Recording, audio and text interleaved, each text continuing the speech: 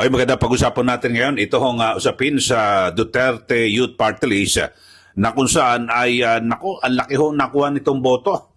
2.3 million votes ang nakuha sa nakaraang 2025 midterm elections ng Duterte Youth Party List at na kung saan sila po ay makakuha sana ng maximum na 3 upuan dyan po sa House of Representatives o mababang kapulungan ng Kongreso. Pero ang masaklap po nito, mga kababayan, ay kinansila po ng COMELEC yung kanilang registration dito po at ito ho meron pong naging desisyon ang second division ng COMELEC na kung saan ay yung pagkansilan ng registration ng Duterte Youth Party List. Ibig sabihin, wala na ho.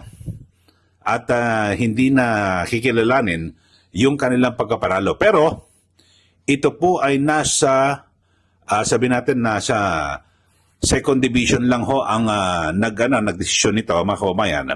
Kung kaya't meron pang pag-asa na maghain po sila ng motion for reconsideration para po sa unbank at magdesisyon mismo ang COMELEC at kung hindi pa po sila mapagbibigyan dito po sa kanilang motion ay pwede po silang umakyat po sa Korte Suprema.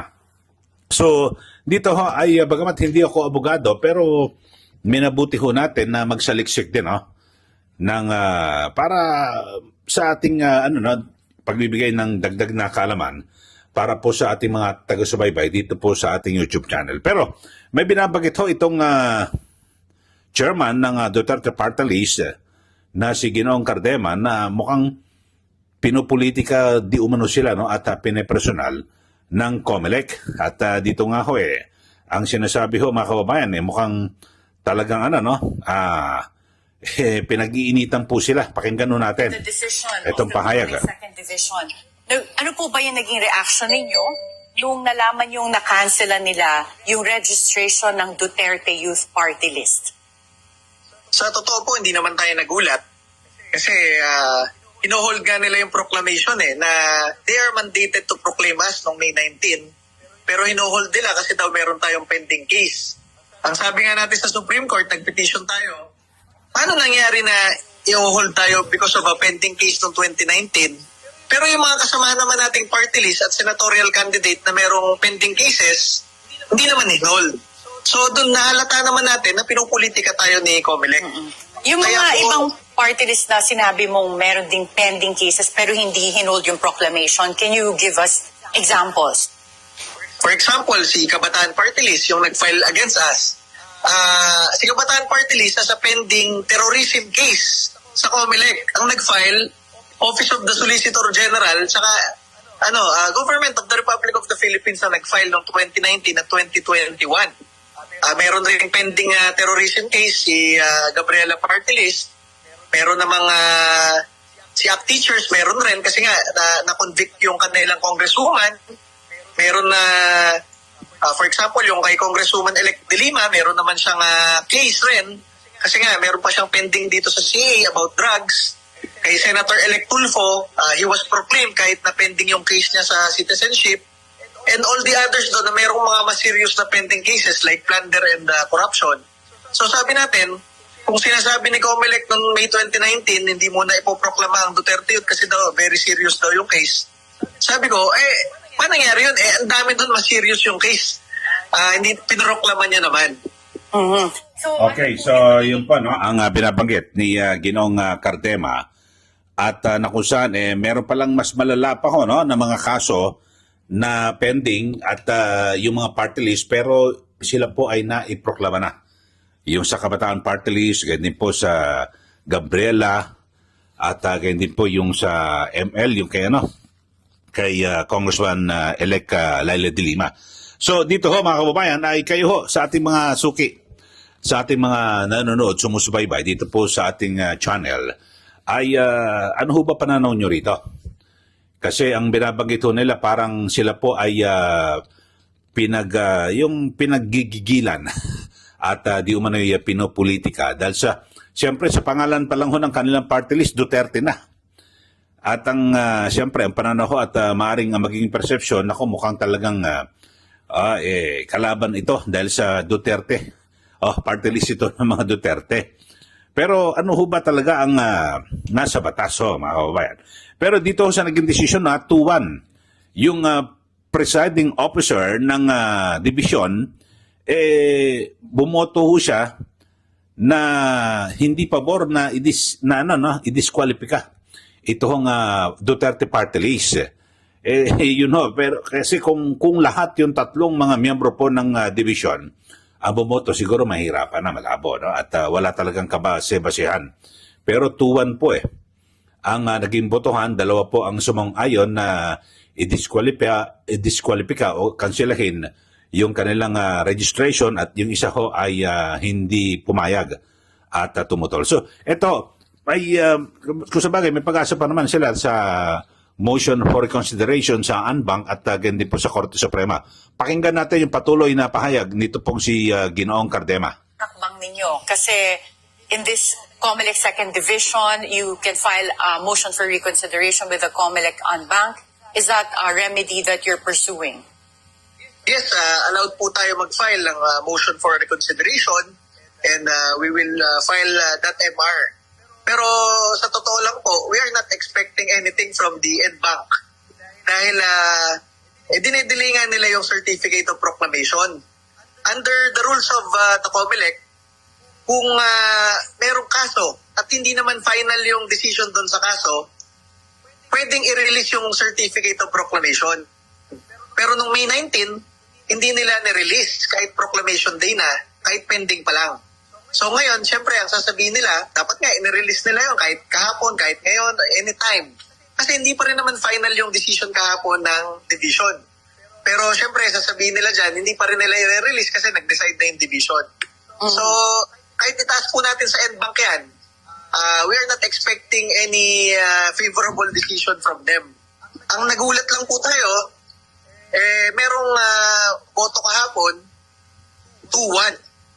Yung presiding commissioner po ng division, si Presiding Commissioner Ray Bulay, he sided with us. He explained sa kanyang dissenting opinion kung bakit wala naman talagang issue o kaso laban sa atin. Walang substance yung kaso sa atin.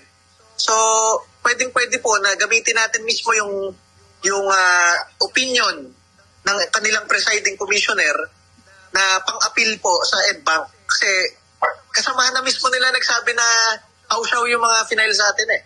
Okay, so you're confident na may pag-asa pa po kayo sa COMELEC Anbang?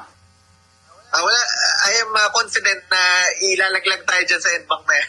Despite the presiding officer in the Second Division dissenting from this decision that came out canceling Duterte Youth registration? Kasi medyo kahit naman po hindi tayo abogado, kahit yung mga tagapangkinig natin na ngayon dito sa programa hindi abogado, makikita nyo pinupolitika lang tayo. Kasi kung tunay, yung sinasabi nila na hindi muna namin i-release yung certificate nyo na proklamado kayo kasi may pending kayong kaso, yung ibang mga merong pending nireleasean . So kita nyo na agad doon, may bias, di ba?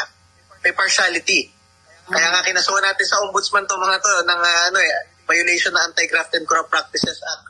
Okay, so yun po ang patuloy na pahayag ni Ginoong Cardema at mukhang tanggap po nila na wala po silang makukuhang paborableng desisyon diyan po sa COMELEC at kahit na bagamat sila po ay sabi niya ay maghahain pa rin sila ng motion sa COMELEC.